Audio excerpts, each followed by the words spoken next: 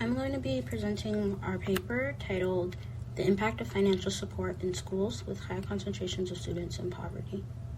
In our study, we found that 40% of schools and communities have high concentrations of students in poverty, but they also do not receive their fair share of state and local funds. This makes it harder for students to get the support that they need in order to succeed. So they're having lower math and reading rates, and they're having lower graduation rates. In one of our studies titled How America's Schools Keep Failing Our Children, between the years 2003 and 2017, looking at Virginia alone, although they had no decline in reading and math between those years, they had a 24% decline rate.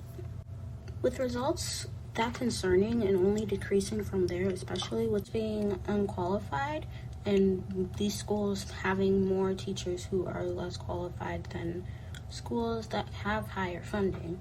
Recommendations that we've found always discussed it being important to create a welcoming environment because you cannot directly change income inequality within these students.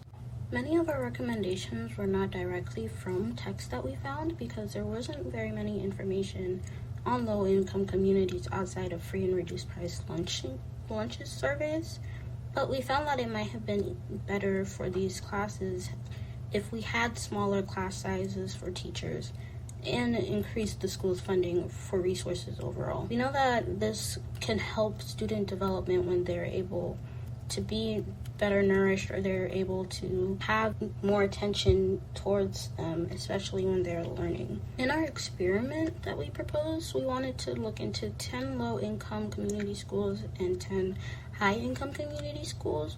We categorized low-income community schools being those that had neighboring homes with below a $50,000 annual income, and high-income community schools being those surrounded by homes with higher than a $120,000 annual income in the household.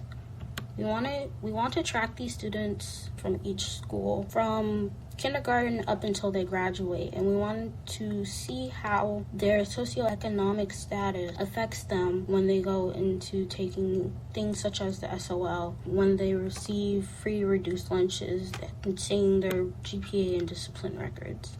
We really believe that this will help us better understand the research that we conducted and the findings that we have based on how the school's financial stance affects the students that go to these schools. Created using Powtoon.